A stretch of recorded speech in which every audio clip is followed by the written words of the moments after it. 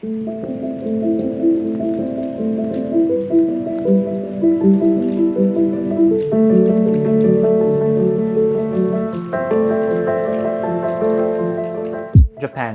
a prosperous place where old meets new. Ancient traditions meet cutting-edge technology, where the toilets have more buttons than my TV's remote control, and the sheer beauty just about everywhere will leave you in awe. It's a place many of us, including myself, and most likely you, since you're watching this video, are interested in. I've been living in Japan now for 2 weeks, and I can tell you that I absolutely love it here. It's my second time here, and I just had to come back. Every day that I spend here feels extraordinary because it is extraordinary. It's like living on an alien planet. So how did I get here, and how can you come here? Well, it's not as easy as it used to be because of COVID. The borders here in Japan are still very strict. But worry not, I'll hopefully help you in this video. So sit back, relax, and enjoy the video. So like I said before, it depends on your nationality.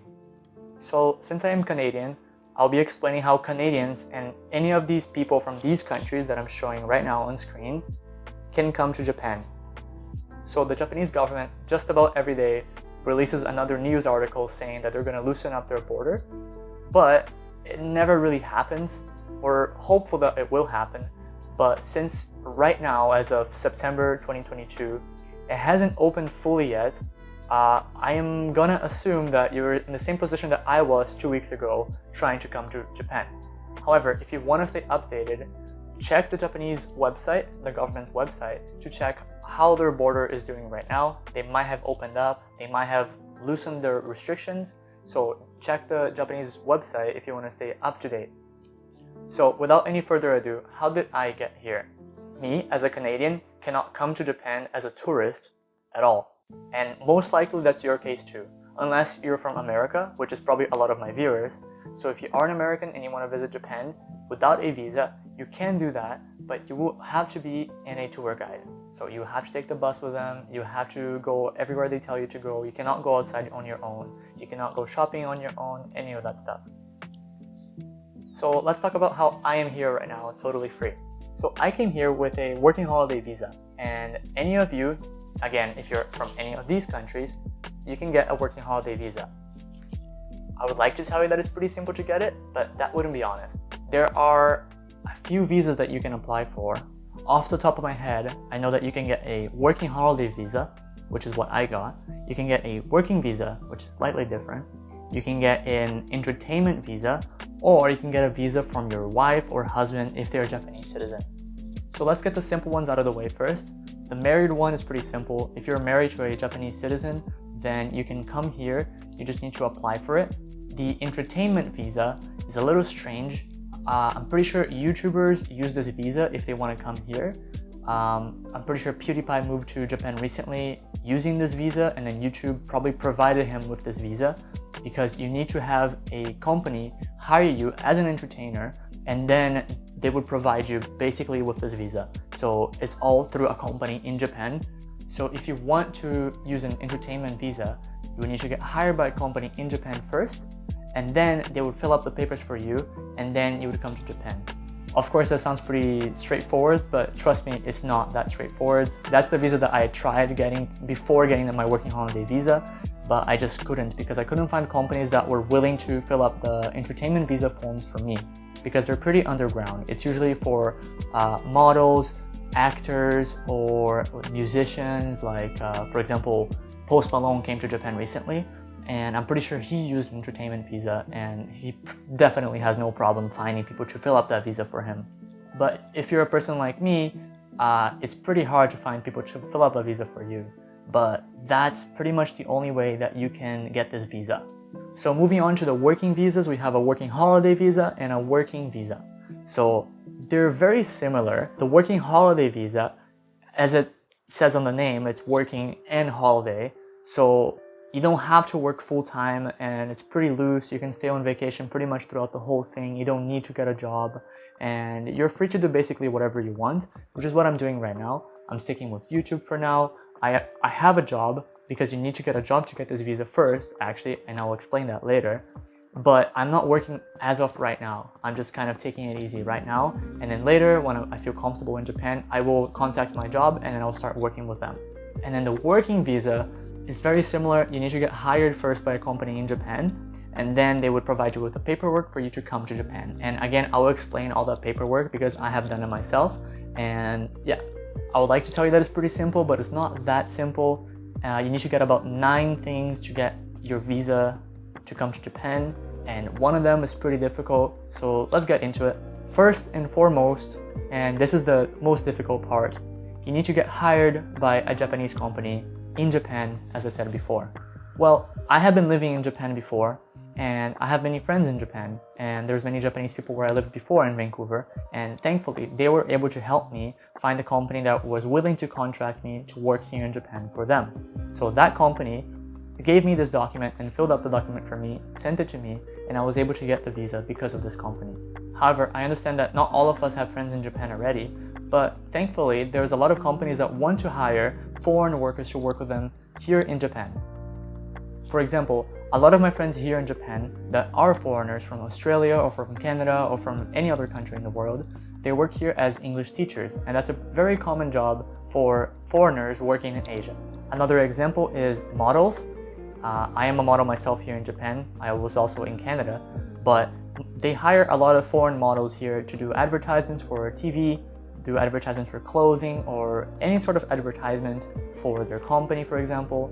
It's pretty simple. You don't need to be 3 meters tall. You don't need to be super attractive. It's a pretty straightforward job. So let's say you want to apply for these jobs. How would you come by applying these jobs? Honestly speaking, you need to search Google, search for companies in Japan, ask maybe Japanese friends if you have any. If you don't have any, then Google is your best choice. Search Google for Japanese English teaching.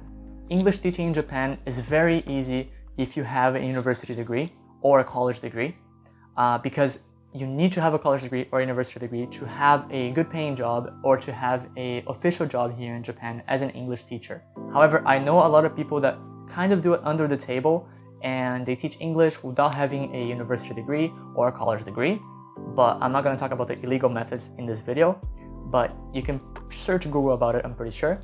But if you have a university degree or a college degree, it's very easy to get a job as an English teacher here in Japan. They're very desperate for English teachers, especially right now. We don't have many foreigners here in Japan right now. So again, if you have a degree, very easy to apply for it. There's many programs online that you can apply for. Just easy Google search, English teacher in Japan, and many programs will come by. There's a program called JET program, which is the most famous one. And they provide foreign workers with really good teaching jobs here and lots of money. Usually I heard that they provide like free apartments, free food, and sometimes free car, they pay for your gasoline. Like, it's a really incredible program. So if you have a degree, this is probably your best bet. However, if you don't have a degree, it's all right. You can find any other job by searching Google. For example, restaurants here. There's many foreigners working in restaurants. There's many foreigners working in malls, many foreigners working in cleaning services. You can find foreign Instagram pages here in Japan that do modeling photo shoots. You can send them a message, say like, hey, I want to do modeling for you guys in Japan. Would it be possible for us to contact each other or something like this? I would love to tell you guys that it's easy, and I would love to tell you guys like, oh, you just need to do this, but it's not that easy. But thankfully, that is the hardest step, and that is all I can tell you guys really. There's no magic solution for this problem. There's lots of Google searching, lots of asking around, see if you can find Japanese people in your city. Maybe there's a Japanese language exchange meetup or something, you can join it. You can ask people in that meetup like, hey, do you know any companies hiring foreigners in Japan? And you can ask them around. Like, there's really no easy way to get this. But thankfully, as I said, this is the hardest part. Okay, with that out of the way, we can move to the easiest part, and it's pretty straightforward. Part number 1 is that you need a valid passport. That should come without any further explanation. You're traveling abroad, you're going to another country, you should have a valid passport. And I recommend having a valid passport for the next 2 years at least, because you might be here for 1 or more than 1 year. So have a valid passport for a while, because getting a new passport in Japan might be a nightmare. Step number 2 is that you need to fill up a visa application form available in the Japanese website. You can search it on Google, visa application form for Japan, for your country specifically. I filled that up, it's pretty easy. One of the annoying things that was there was that they were asking about hotels, which hotel I'm gonna stay here at. They were asking about flight number, I remember. So if you don't have a flight number, if you don't have a hotel in mind, maybe give it a search. You can get the flight numbers before purchasing the ticket. Actually, just search Google for the flight that you were searching, and then it will show up with the flight number. So you can provide them with a flight number that you haven't purchased yet. But other than that, the visa application form was pretty straightforward. So let's move to the next topic. Number 3, you need a up-to-date photo of your face. It has to be professional, it has to be clean. I got mine done at a Shoppers Drug Mart in Canada. It was professionally done. They had a flash, they had a white background, no shadows, and no smile. The photo was exactly 45 millimeters by 35 millimeters. And again, this is really important. Get it done professionally. Don't do it on your house. They might just decline your visa entirely because you did it at your house. So do it professionally.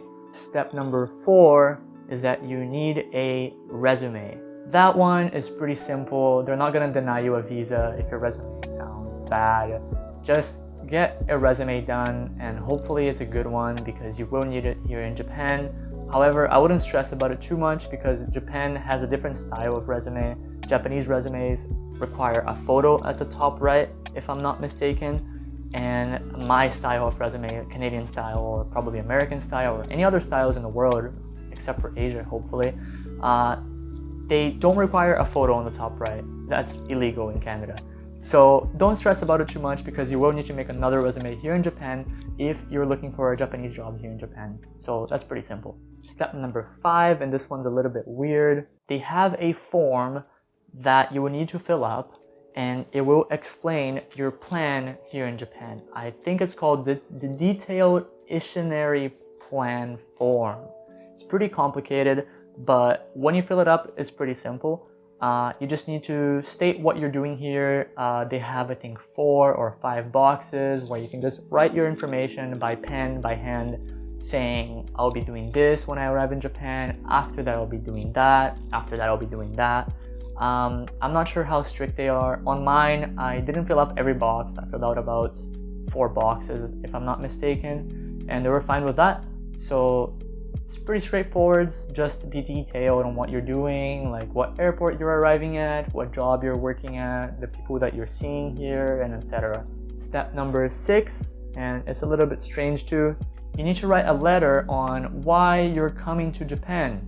I'm not sure why you need to write a letter about why you're coming to Japan, but you need to. So write a letter on why you decided to come to Japan. I just used Google Docs. I just wrote a brief letter. It's basically like one long paragraph on how I like ramen and how I want to work here as a model and blah blah blah. So pretty straightforward. It's just a little bit strange. It's kind of like they want to hear you talk about Japan and how great Japan is. Not sure why, but yeah. Step number 7 is that you need to have a doctor's note saying that you're in good health condition to go abroad, to come to Japan and work here. Getting this one for me was a little bit complicated, because living in Canada, if you want to go to a clinic, it takes many days to get an appointment. At least where I was in Vancouver, it did.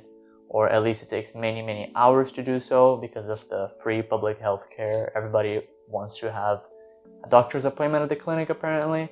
So that took a while for me to get. But depending on where you are in the world, that should be pretty easy. For me, it also costed $50 to get a doctor's note saying that I'm in good health condition. So it was a little bit annoying, but simple enough.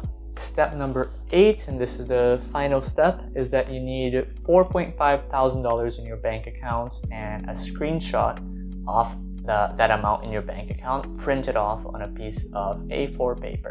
At least that's how I did it. I took a screenshot of my bank account and then I printed it off on a piece of paper and then handed it to them, and that was enough for them to give me my visa.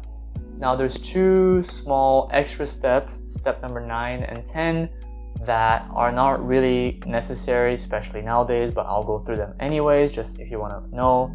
Step number 9 is that you need to have a plane ticket. However, on the Canadian website, it says that if you have $4,500 in your bank account, you do not need a screenshot of the plane ticket for them to see. You can just have $4,500 in your bank account, and that should be enough for them to give you a visa. That's step number 9. And step number 10 is actually important right now, but it's apparently supposed to change in this month, maybe next week. And step number 10 is that you need a PCR test to come into Japan. But as I said, that will probably change next week because there are news articles saying that that will change. So I wouldn't really count step number 9 and 10 as real steps, as they changed and they're not really necessary anymore. However, I needed to get a PCR test to come to Japan. That also cost me about $200.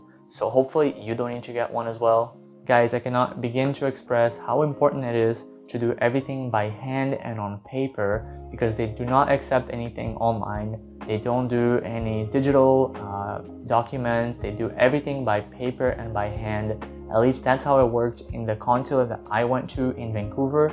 I'm pretty sure that's how it works everywhere, because Japan is pretty outdated when it comes to documentation and when it comes to filling out documents and government and bank stuff. They use fax still, they use paper, they don't switch over to digital. So do everything by hand, fill up everything precisely, don't lie about any information, do everything just as they say, because if you do anything slightly different, they might not give you your visa. So please do everything exactly as they say. So let's say you have all that paperwork done and you have that pile of paper ready to go. What do you do next? Well, you go to the nearest Japanese consulate near your place and you hand them that stack of paper and you tell them that you want to get a Japanese working holiday visa or a Japanese working visa. However, be mindful of their time. You should check their website first to see when they're open. My consulate in Vancouver was open from 9 a.m. to 11 a.m. So there was only a 2-hour window where I could hand in this paperwork for them and that they could fill out all the information for me. So be mindful of that. And the application took 5 days, which is exactly how much they told me it would take, 5 business days to be exact.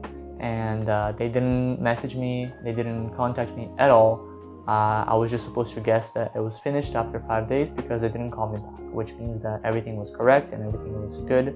And after 5 business days, I got my visa, I got a stamp on the passport, and I was able to come here. So I have another video coming up soon which shows how I came here and all the steps that I went through in the airport to go outside the airport and be finally free. I'll also have lots of extra information about Japan, and I'll interview some people and I'll just go around exploring and checking out the amazing places here. So if you're interested in seeing that, please subscribe to the channel and like this video. That will show me that you guys are interested, and I will keep posting videos.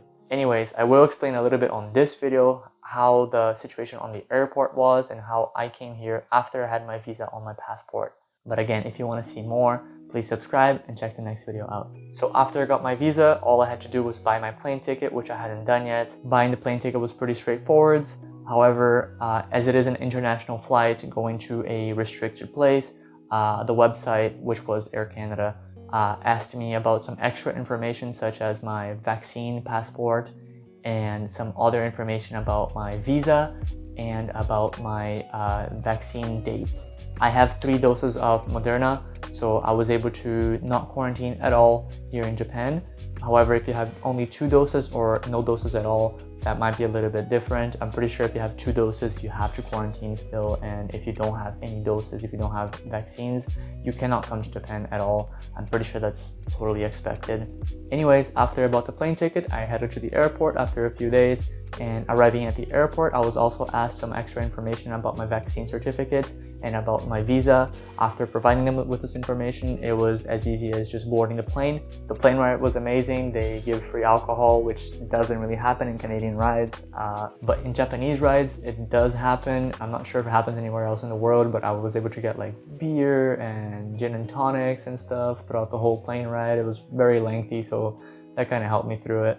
And arriving in Japan, I got asked a few questions. They provided me with a lot of paperwork. Another point that is important is that prior to coming to Japan, I had to download an app, and this app can be found online as well. And on this app, I had to fill up a lot of information about myself, about my vaccine status, about where I live, about where I'll be staying in Japan, about who I'll be seeing in Japan, about my workplace, and etc. This app was actually pretty lengthy, and it is an important step as you cannot come here without having this app filled up. And this app will also speed up the process in the airport once you arrive. I filled up every information that I could on the app, and I was able to leave the airport within 30 minutes of landing there. So it was very easy having that app filled out and having the 3 doses of vaccines. It was very easy to leave the airport. I will have the app on screen right now, as I kind of forgot the name, but it will be on screen right now with a picture of it. You can simply download it on the App Store, or you can download it through the Japanese government's website too, and you can fill up the information there. I remember as well that they score you with letters.